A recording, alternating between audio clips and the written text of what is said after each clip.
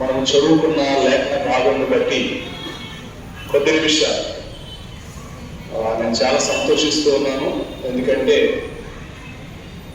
ఇక వేరే ఆలోచన లేకుండా, నేను కూడా పెద్దగా కనపడకుండా నా మాట మాత్రమే వినబడేటట్టుగా దేవుడు చేసేది.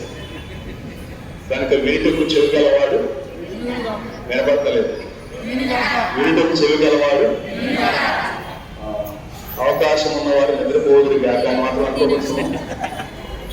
మంచిది. నేటి లేఖన భాగంలో మనము జాగ్రత్తగా గమనించినట్లయితే, ప్రస్తుత కాలంలో ఏదైతే ప్రపంచంలో మరి ముఖ్యంగా క్రైస్తవ విశ్వాసులను రూపిస్తుందో ఆ విషయాన్ని మీతో పంచుకోవడానికి నేను ప్రేరేపించబడుతూ ఉన్నాను. కారణం ఏంటంటే, ఎస్తేరు గ్రంథము 4వ అధ్యాయం ఎలాంటి పరిస్థితులు కలిగిన అధ్యాయం అంటే, ఈ ఎస్తేరు గ్రంథం గురించి ఒక 2 మాటలు జ్ఞాపకం చేస్తాను. ఎస్తేరు గ్రంథము విజయముతో ముగించబడిన గ్రంథం. అంటే ఒక సమస్య, దాని పరిష్కారం లభించిన విధానం అద్భుతంగా రాయబడిన గ్రంథం. ఇంకొక మాట ఏంటంటే, ఎస్తేరు గ్రంథంలో దేవుడు అనే పదం కానీ యెహోవా అనే పదం కానీ ఉండదు. అంటే ప్రత్యక్షంగా దైవనామము లేని గ్రంథము బైబిల్లో 2 ఉంటే, అందులో ఏకైక గ్రంథముగా, అంటే ఇంకొక దాంట్లో ఒక పదం కలిసింది కాబట్టి ఆ పరమగీతాల గ్రంథంలో ఒక్క చోట ఎక్కడో యావే అనే భావం వచ్చే పదం కలిసినందువలన ఎస్తేరు గ్రంథం మాత్రమే దేవుడు అనే పదం కానీ యెహోవా అనే పదం కానీ లేని గ్రంథంగా చాలా మంది చేత గుర్తించబడింది.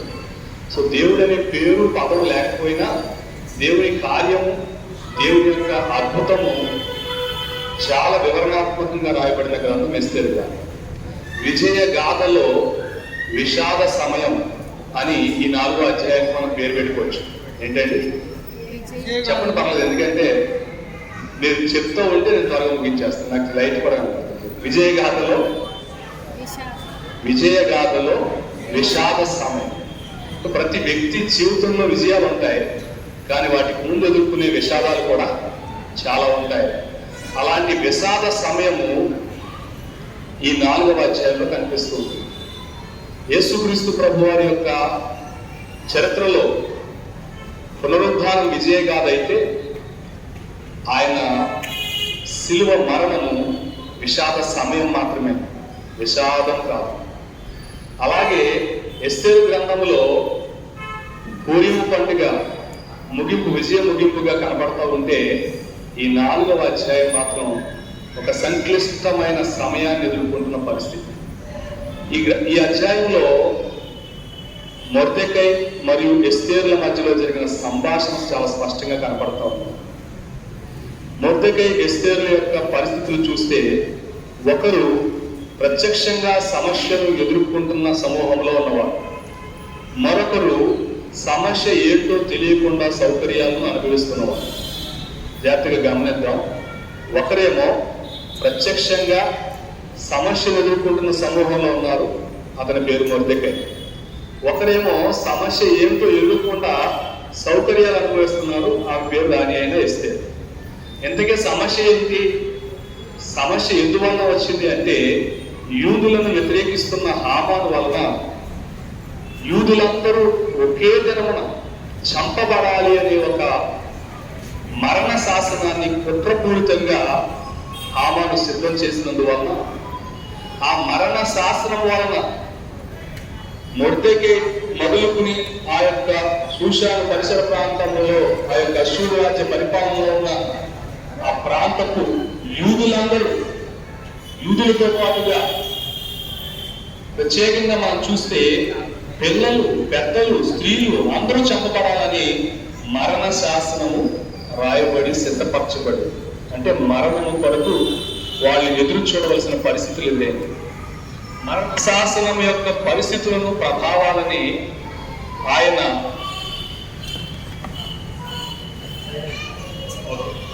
మరణ శాసనం యొక్క పరిస్థితులను, ప్రభావాలని మొర్దెకై ప్రత్యక్షంగా దాని యొక్క పర్యవసానాన్ని గుర్తించిన వాడిగా మొర్దెకై ఉన్నాడు.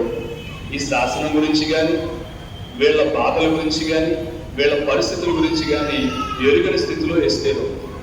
సో నేటి సమాజంలో ప్రత్యక్ష పరిచర్యలో ఉండి ప్రభువు కొరకు ఇబ్బందులు పడుతున్న క్రైస్తవులు చాలా మంది ఉన్నారు. క్రైస్తవులుగా ఉంటూ అసలు సమస్య లేదనుకుంటూ జీవిస్తున్న వాళ్ళు చాలా మంది ఉన్నారు. మరి ప్రత్యేకంగా రాజమండ్రిలో ఒక అద్భుత చరిత్ర కలిగిన ఈ నెల్సన్ మెమోరియల్ నూతన సంఘంలో ఎంతో మంది ఉద్యోగస్తులు, వ్యాపారస్తులు, రాజకీయ నాయకులు, వివిధ రకాల వర్గాలలో ఉన్నత స్థితులకు ఉన్నవారు ఉండి ఉండొచ్చని నేను నమ్ముతూ ఉన్నాను. అయితే మనము ఎలాంటి స్థితిని అనుభవిస్తూ ఉన్నాం? మొర్దెకై లాగా ప్రత్యక్ష సమస్యలు చూస్తున్న వారిగా ఉన్నామా, లేక సమస్య లేదనుకుంటూ వ్యక్తిగత భక్తి జీవితంలో కొనసాగుతున్న వాడిగా ఉన్నాం? ఈ అధ్యాయంలో ఎస్తేరు యొక్క మాటలను బట్టి, ఎస్తేరు చేసిన పనులను బట్టి కొన్ని మాటలు ఈ రాత్రి మన ఆధ్యాత్మిక జీవితాలకు గుర్తుండిపోవాలనే ఉద్దేశంతో ఈ ధ్యాన కూడికలలో మీకు ఒక్కొక్కటిగా వివరించాలని ఆశపడుతూ ఉన్నాను. మొట్టమొదటిగా మనం చూసినట్లయితే సమస్య ఏంటంటే అందరికీ మరణం సిద్ధపరచబడింది. ఈ విషయము సూసాను కోటలో ఉన్న యూదులందరూ విన్నప్పుడు వారు నెత్తి మీద బూడిద చల్లుకుని, ఒంటి మీద వస్త్రాలు మార్చుకుని, గోనెపట్ట కట్టుకుని వీధులలో కూర్చుని ఏడుస్తూ ఉన్నారు. రాజబొమ్మ మీదకి కూర్చుని మొర్దెకై ఏడుస్తూ ఉన్నారు. అంటే సమస్య చిన్నదేమీ కాదు, సమస్య తక్కువదేమీ కాదు, అది సంతోషించడానికి కూడా వీలు లేనంత, కాస్తంత పర్వాలేదు బాగుంది అనుకోవడానికి కూడా అవకాశం లేనంత పెద్ద సమస్య వాళ్ళు ఎదుర్కొంటున్నారని వారు చేస్తున్న పనుల ద్వారా ఇతరులకు బయలుపరుస్తూ ఉన్నారు. ఈ రోజున చాలా మంది చిన్న చిన్న సమస్యలకు పెద్దగా స్పందిస్తారు, అసలైన సమస్యల్ని అర్థం చేసుకోరు. అలాంటి పరిస్థితే ఈ యొక్క ఎస్తేరుకు ప్రథమంగా ఎదురైంది. తన బంధువైన మొర్దెకై గోనెపట్ట కట్టుకుని బూడిద చల్లుకుని ఏడుస్తూ రాజబొమ్మ మీదట ఆ యొక్క గేటు దగ్గర కూర్చుని ఏడుస్తున్నారని తెలిస్తే ఎస్తేరు చేసిన మొదటి పని ఏంటో తెలుసండి? అయ్యో, ఆయనకి ఏం కష్టం వచ్చిందో, ఆయనకి ఏం ఇబ్బంది వచ్చిందో కనుక ఈ కొత్త వస్త్రాలు తీసుకువెళ్ళి, నువ్వు దుఃఖముఖుడివై ఉండొద్దు, ఈ వస్త్రాలు కట్టుకుని యథారీతిగా మామూలుగా ఉండని చెప్పి.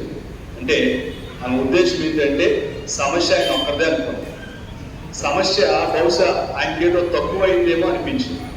అందుకే ఎస్తేరు చేసిన మొదటి పని చూస్తే కొంచెం హాస్యాస్పదంగా కూడా ఉంటుంది. ఏంటి హాస్యాస్పదం అంటే, అసలు అతను అంతగా దుఃఖించుటకు కారణం ఏంటో తెలుసుకోకుండా తను ఏదో ఒకటి అనుకుని పరిష్కారాన్ని పంపించడం. ఎందుకు అంతగా దుఃఖిస్తున్నాడు అనే ఆలోచన లేకుండా వస్త్రాలు పంపించినప్పుడు, అంటే ఇవన్నీ వచనాలు రిఫరెన్స్ తీయించడానికి అవకాశం లేదు కాబట్టి నేను స్టోరీ చెప్తూ వెళ్ళిపోతాను. మొట్టమొదటి ఎస్తేరు యొక్క ఉద్దేశం ఏంటంటే, ఈ పని చేస్తే సమస్య పరిష్కారం అవుతుంది. అసలు సమస్య ఏంటో సరిగా తెలియకుండా ఎవరైనా పరిష్కారాలు సూచిస్తే ఎలా ఉంటాయంటే ఎస్తేరు పరిష్కారాల్లాగా ఉంటాయి. మనం కూడా అంతే. మన వీధుల్లోనో మన కుటుంబాల్లోనో ఎవరైనా ఆర్థిక ఇబ్బందులకు గురవుతున్నారు అనుకోండి, వెంటనే ఒరే నువ్వు 10 రూపాయలు వేసుకున్నా 10 రూపాయలు వేసుకుంటావు, 10 మంది 10 పదులు వేస్తారంటే 100 అవుతుంది, అలా 10 వందలు వేస్తే 1000 అవుతుంది. ఈ 1000 రూపాయలు వాడికి ఇస్తే అప్పుల్లోంచి బయటకు వచ్చేస్తాడు. అలాగే వచ్చేస్తాడని నేను చూస్తున్నాను. మీరు అందరూ ఒకవేళ చేయగలిగితే మన పరిష్కారం ఎలా ఉంటుందంటే, అప్పుల నుంచి మన అనుకున్న వాడిని బయటకు తీసుకురావడానికి తలా కొంత వేసుకుని తీసుకొచ్చే ఆలోచన చేస్తారు. కానీ వాడు అప్పులైపోవడానికి కారణం ఏంటో ఎవరో లోతుగా ఆలోచన. వాడు తాగేసి అప్పులైపోయాడు, వాడు తప్పుడు నిర్ణయాలు తీసుకుని అప్పులైపోయాడు, వాడు సరి అయిన విధానంలో జీవించక అప్పులైపోయాడు. కనుక మనం ఎంత డబ్బు ఇస్తే వాడు అప్పు తీర్చుకుని కొత్త అప్పుకి వెళ్తాడు, కానీ తప్పులు దిద్దుకోడు అన్న సంగతిని ఎవరూ పరిశీలించరు. సో దేవుడి వాక్యం సెలవిస్తా ఉంది, ఎస్తేరు సమస్యను గుర్తించకుండా పరిష్కారం సూచిస్తా ఉంది. మనం ఒకవేళ సామాజికంగా కావచ్చు, మన సామాజిక వర్గం వాళ్ళ విషయంలో ఆలోచన చేసే విషయాలు కావచ్చు, మనము సూచించే ఈ పరిష్కారాలు బహుశా ఎస్తేరు సూచించే పరిష్కారాలు ఉన్నాయేమో ఒకసారి పరిశీలన చేయండి. వెంటనే మొర్దెకై, అమ్మా నాకు వద్దమ్మా నీ పరిష్కారం. ఎందుకంటే మొర్దెకైకి తన అవసరం తీరడం ముఖ్యం కాదు, మొర్దెకైకి తన వస్త్రాలు మారడం ముఖ్యం కాదు, మొర్దెకైకి తమ మీద ముఖ్యముగా వేలాడుతున్న కత్తి తొలగించబడడం ముఖ్యం. కనుక ఎస్తేరు సూచించిన ఈ పరిష్కారాన్ని ఎంత మాత్రము కూడా మొర్దెకై అంగీకరించలేదు. అప్పుడు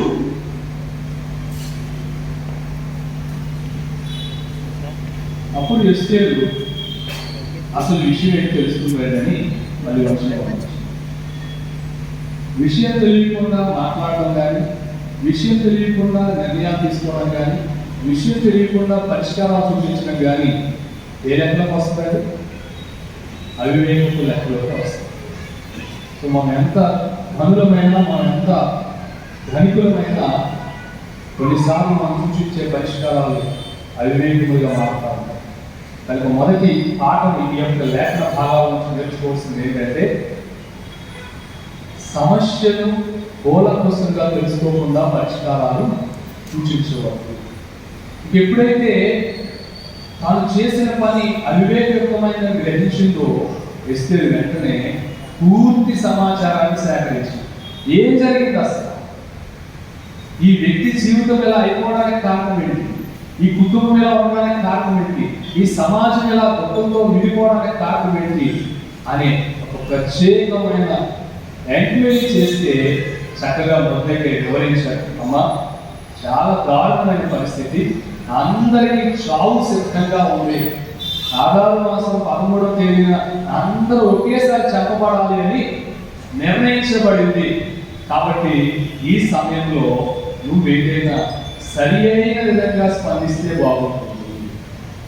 సమాచారం సేకరించుకున్న తర్వాత ఆమెకు అర్థమైంది, సమస్య నా సామర్థ్యానికి మించింది అని.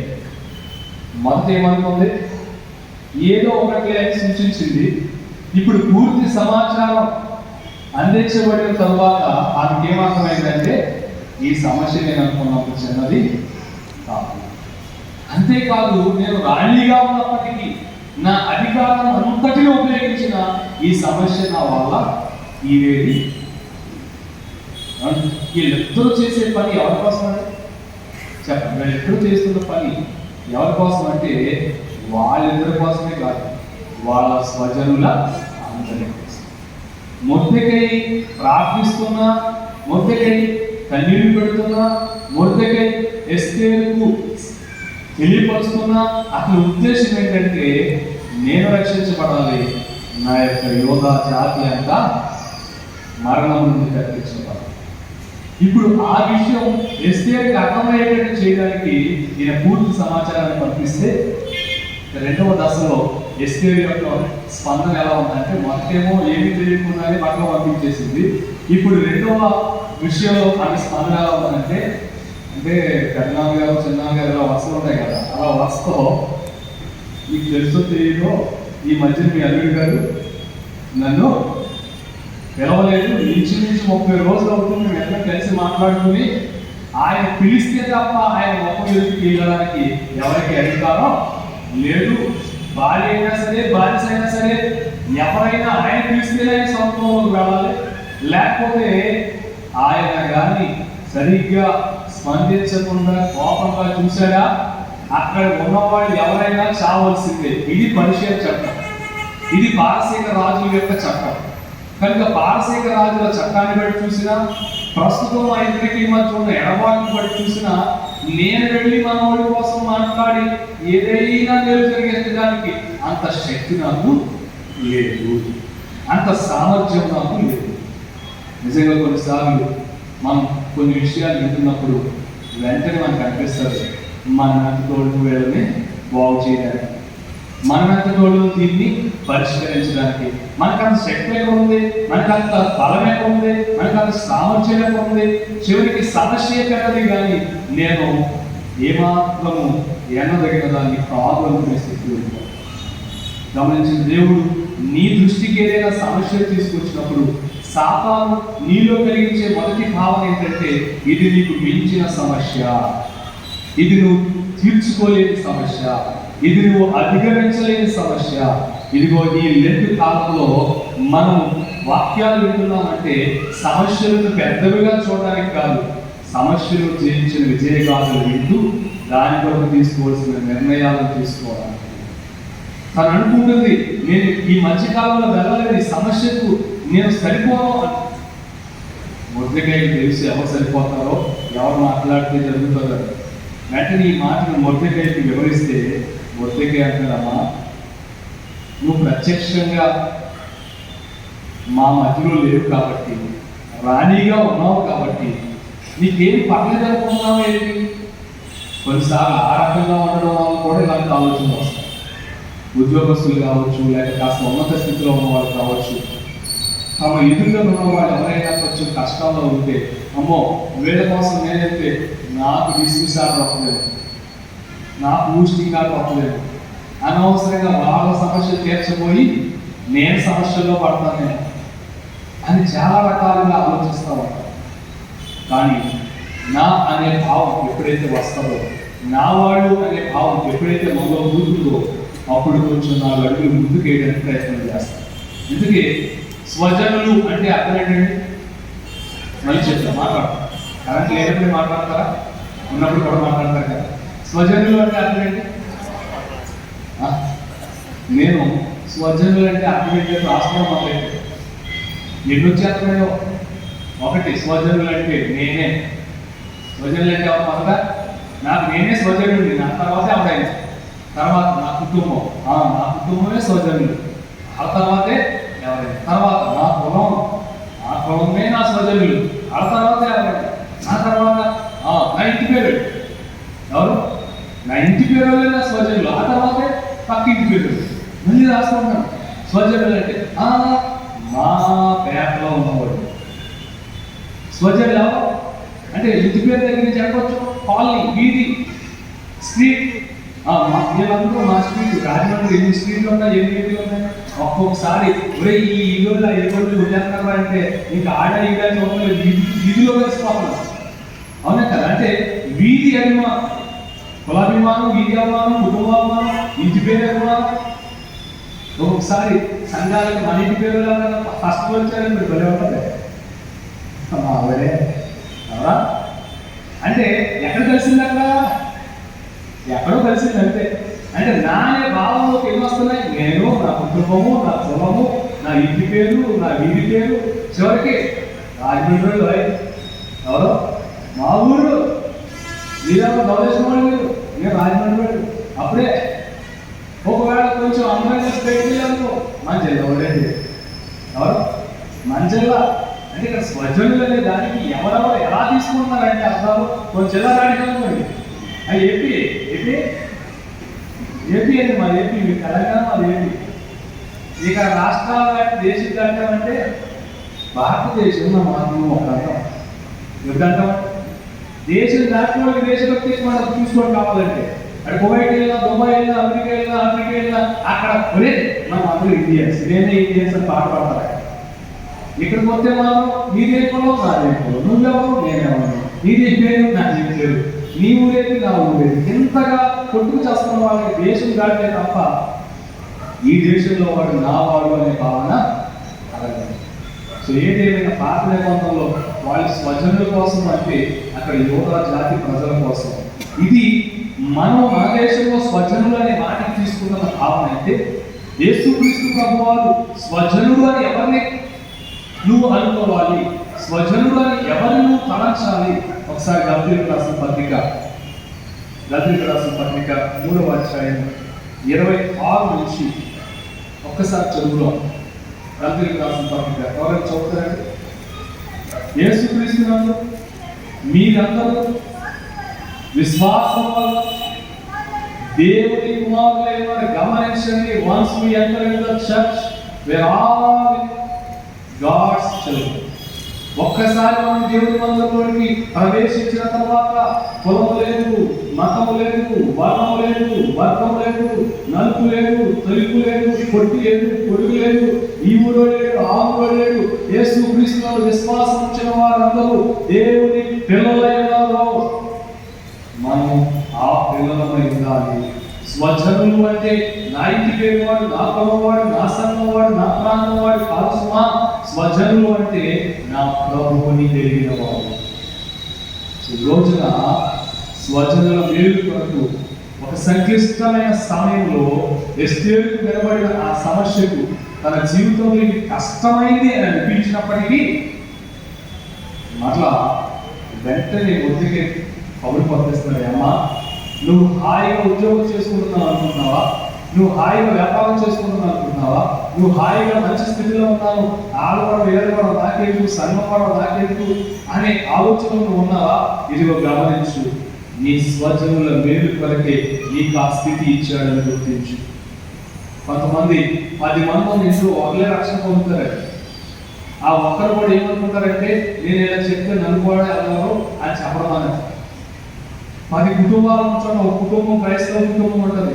ఆ 10 కుటుంబాల మధ్యలో నీ క్రైస్తవ కుటుంబీకులు ఏమనుకుంటారంటే ఈయన మధ్యలో పాట పాడిన రాకుండా ఏంటని ఎలాగో సోస్తారా బాబు అని మౌనంగా ఉంటారు. సో గమనించండి, ప్రభువు నిన్ను ఆ ఉద్యోగంలో ఎందుకు పెట్టాడు? ప్రభు నిన్ను ఆ వ్యాపారస్తుల మధ్యలో ఎందుకు నిలబెట్టాడు? ప్రభు నిన్ను ఆ ప్రాంతంలో ఎందుకు ఉంచాడు అంటే నీవు ఆ జనుల మేలు కొరకు శ్రమ తీసుకోవలసిన అవసరం ఉంది. ఒకవేళ చెప్పక్కర్లేదు, నేను చెప్పను, నాకెందుకు వెళ్ళబడవా అనుకుంటే దేవుడు ఇంకొకళ్ళమో పంపిస్తాడు. అక్కడ ఎవరు నశించడానికి ఇష్టమో లేదు, ఎవరు నరకంలోకి పోవడానికి ఇష్టం లేదు. కాబట్టి ఎవరో ఒకరిని పంపించి వారికి దైవ వాక్యాన్ని వినిపిస్తారు. కానీ నీకున్న అవకాశాన్ని కోల్పోవడం వల్ల నీవును నీ ఇంటి వారు నశిస్తారు. ఎంత స్పష్టంగా ఇవే మాటలు మొదటికే ఎవరు చెప్పారండి? ఎస్తేరు చెప్పారు. అర్థమైంది కదా? నేను లోకల్గా ఉన్న ఇష్యూస్ని, లోక సంబంధమైన విషయాలను దృష్టిలో పెట్టుకుని నా సేఫ్ జోన్ నుంచి బయటకు రాకుండా, నాకున్న సౌకర్యవంతమైన పరిస్థితుల నుండి పక్కకు వెళ్లకుండా నేను బాగుపడతాను, నేను బాగానే ఉన్నాను అనుకుంటే నాకు ఈ స్థితి ఇచ్చిన దేవుడు ఊరుకోడు. ఖచ్చితంగా నా నుండి తిరిగి పొందవలసిన దాన్ని ఆయన రాబట్టుకుంటాడు, లేదా ఆయన పని ఆయన చేసుకుని నా పనిలో వస్తాడు. అర్థమైందా? అందుకే దేవునికి ప్రథమ స్థానం ఇవ్వాలా? ఈ లోకంలో ఆ సౌకర్యాన్ని ప్రథమ స్థాయిలో పెట్టుకోవాలని ఆలోచన చేస్తున్నట్టు అప్పుడు శ్రమ తీసుకుంటుంది. ఎవరు? ఎస్తేరు. ఎప్పుడు తీసుకుంటున్నాను శ్రమ? తన స్వజనులందరూ మరణ శిక్షకు సిద్ధంగా ఉన్నారని ఎరిగినప్పుడు, తాను కూడా తప్పకుండా నశించే పరిస్థితి వస్తున్నప్పుడు ఇక ఆమె నా ప్రజల్ని కాపాడుకోవడానికి నేను అడుగుతుంది. నిజమే, ఒకనొక కాలంలో యూదుల మరణ అవస్థలను తప్పించడానికి ఎస్తేరు శ్రమ తీసుకోవడానికి సిద్ధపడింది. ఆ శ్రమ ఎలాంటి శ్రమ అని మనం చూసినప్పుడు ఆ చరిత్ర చదివితే ఆవిడే శ్రమ పడింది. శుభ్రంగా 2 రోజులు విందు పెట్టింది. తర్వాత రాజుగారు అడగగానే ఓకే అయిపోయింది. శ్రమ ఏముందనుకుంటాం, కానీ రాజ సముఖానికి వెళ్ళడానికి ముందు ఆమె అనుభవించిన సంఘర్షణ, ఆమె మనసులో కలిగిన ఆ ప్రత్యేకమైన ఆ యుద్ధం ఈ రోజున ఇక్కడ కూర్చున్న మన అందరిలో జరగవలసిన అవసరం అని చెప్తుంది. ఆ వచనాలు మీరు చదివినట్లయితే చివరి వచనాల్లో ఇదిగో 3 రోజులు ఉపవాసం ఉండండి, నేను నా పరికల్పనలో ఉపవాసం ఉంటాం అంటే ఆమె ఎలాంటి శ్రమ తీసుకోవడానికి సిద్ధపడిందంటే నేను ఏదైతే పని చేయబోతున్నానో ఆ పని కొరకు నన్ను నేను సిద్ధపరచుకుని రాజు సెలవు లేకుండా వెళ్ళడానికి నా మనసును సిద్ధపరచుకుంటాను. ఒకవేళ వెళ్ళిన తర్వాత రాజు గారు అనుకూలంగా లేకపోతే ఖచ్చితంగా నాకు మరణశిక్ష వస్తుంది. నేను నశించి తన స్వజనులను కాపాడుకోవడానికి తన శరీరాన్ని శ్రమ పెట్టుకుంటే తన మనస్సులో శ్రమ అనుభవించి మరణానికి కూడా సిద్ధమై వెళ్తుంది. ఇందాక మనం చెప్పుకున్న కేటగిరీస్లో ఏ కేటగిరీలో వాళ్ళు నావాడు అనుకుంటున్నా వాళ్ళ రక్షణ కొరకు ఎప్పుడైనా ఒక్క చిన్న మాట యేసు ప్రభు వారి మాట చెప్పావా? వీళ్ళందరూ నావాడు, నాకు చెందిన వాడు, నా కులం వాడు, నా ఇంటి పేరు వాళ్ళని నానా కలుపుకుంటున్నావు, కానీ నాలాగా రక్షణ పొందవలసిన అవసరం వాళ్ళకుండా గుర్తించావా? మా వాళ్ళకి బాగోకపోతే మెడికల్ క్యాంప్ పెట్టిద్దాం, మా వాళ్ళు ఆకలితో ఉంటే అన్నదానం చేద్దాం, మా వాళ్ళకి ముసలివాళ్ళందరికీ క్రిస్మస్కి ఏం పంచిపెట్టేద్దాం, చీరలు పంచిపెట్టేద్దాం, పిల్లలందరికీ గిఫ్ట్లు ఇచ్చేద్దాం, కానీ ఎవరికి రక్షణ పొందడం మాత్రం ఒక మాట అండి. ఆంధ్ర ఇవాంజలికల్ లూథరన్ చర్చ్, ఏ చర్చ్ ఇది? లూథరన్ చర్చ్ దానికి ఆగిపోయింది. ఎవరు లేదు, ఇవాంజలికల్ అని మాట లేదు. ఇవాంజలికల్ అని మాట లేదంటే అక్కడ తెలుసా, సువార్త పనిని మానేశారు. వచ్చిన వాడు వస్తాడు, పోయేవాడు పోతాడు. మీరు మీ ప్రాంతాల్లో మీకున్న ఎల్డర్స్ కావచ్చు, స్త్రీల సమాజం కావచ్చు, సండే స్కూల్ వాళ్ళు కావచ్చు, మీరు మీ స్వజనుల నిమిత్తం పనిచేయకపోవడం వల్ల, మీరు పనిచేయకపోవడం వల్ల ఎక్కడెక్కడి నుంచో వచ్చి మీ మధ్యలో సువార్త చెప్పి కొంత సంఘాలు పెడతారు. అవునా? సో మీరు ఎస్టేట్లు లేదా? స్వజనుల కోసం, స్వజనుల రక్షణ కోసం కొంచెం ఒక అడుగు బయటకు వేసి సువార్త చెప్పగలిగే సమర్థులు లేదా? ఇక్కడ ఎంత బాగా పాటలు పాడుతున్నాం, ఇక్కడ ఎంత బాగా వాక్యాలు చెప్తున్నాము, ఇక్కడ ఎంత బాగా వాక్య పఠనాలు చేస్తున్నాము, ఇక్కడ ఎంత బాగా మరి అధికారాలు కలిగి ఉంటున్నాము, కానీ ఇదిగో ఈ గుంపు నా వలన దేవుని మందిరంలోకి వచ్చిన నా స్వజనులు అని చెప్పే బాధ్యతతో కూడిన ఒక గుంపు నువ్వు తీసుకొచ్చావు. అలా తీసుకొస్తే వచ్చే సంవత్సరం ఏమండి చర్చ్ ఏం చేయబడాలి? విశాలపరచు. సో ఎన్ని లెంతులు అయిపోతున్నాయి, ఎన్ని జ్ఞానకుడులు వింటున్నాం. ఎస్తేరు వలె నా స్వజనులను రక్షించుకోవాలన్న ఆలోచన మనకు వస్తుంది.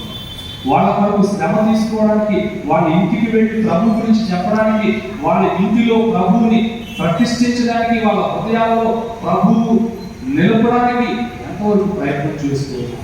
ఇంకా ఎవరో వచ్చిన మాట చెప్తే మనం కూడా ఈ సంఘానికి వేసి ఇంకో సంఘానికి వెళ్ళేలాగా ఎంతమంది ఉన్నారు? దయచేసి గమనించండి.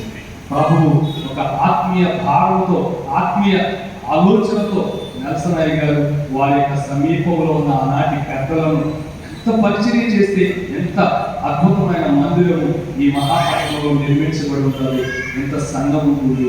ఈ రోజున ఆ యొక్క భారాన్ని, ఆ బ్యాటర్ని తిరిగి అందుకుని ముందుకు వెళ్ళేవాడు ఎవరున్నారు అక్కడ? ఇదిగో ఎస్తేరు మొత్తం చెప్తుంది, నేను నా ప్రజలకు నశించదని అన్నాను, మరి నువ్వేమంటావు?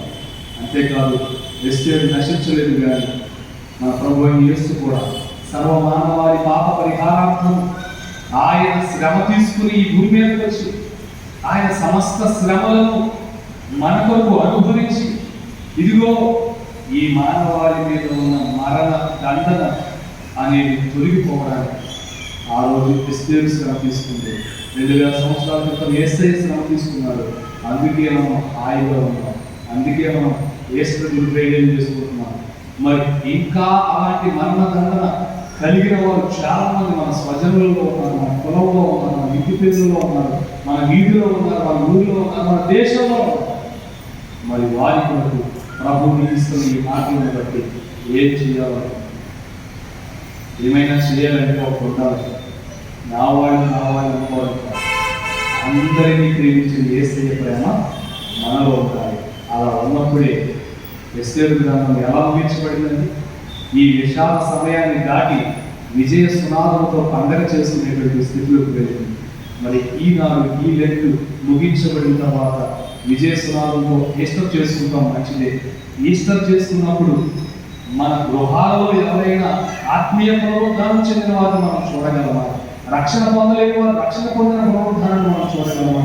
అలా చూస్తే మనం ఆశీర్వదించబడిన వారిని మనము కూడా చరిత్రలో ఒక ఫోటోలో వేల వలననే రక్షించబడ్డానని పక్కవాళ్ళతో చెప్పించుకునేవాడిని. అటు కృప దేవుడు మనకు దయచేయాలని, అలాంటి ఆ పని చేయటకు దేవుడు మనం ప్రేరేపించినట్లుగా ఒక చిన్న పల్లవి చరణాన్ని మీ మధ్యలో యేసు ప్రేమను జ్ఞాపకం చేసుకుంటూ పాడాలని కోరుకుంటున్నాను. ఈ పాటను వింటూ ఒక్కసారి మనస్సులో ప్రభు ప్రేమ గుర్తు చేసుకుని, నా కొరకు శ్రమ తీసుకున్న యేసయ్య, యూదుల కొరకు శ్రమ తీసుకున్న ఎస్తేరు నా ఎదుట నిలబడి నువ్వేం చేస్తున్నావు అని అడుగుతున్నప్పుడు ప్రభువా నీ శిలువ శ్రమను నేను జ్ఞాపకం చేసుకుంటున్నాను, నేను కూడా కొంచెం శ్రమ తీసుకుని ఒక్కరినైనా నీ మందిరానికి నడిపిస్తానని మనం తీర్మానం చేసుకుంటాం. యేసు శిలువ శ్రమలను తేలితి నేను పాడేదను, యేసు శిలువ శ్రమలను తేలితి నేను పాడేదను. ఎన్ని పాటలుండెనో, ఎన్ని పాటలుండెనో, ఈ పాపిని రక్షించుటకు, ఈ పాపిని రక్షించుటకు యేసు శిలువ శ్రమలను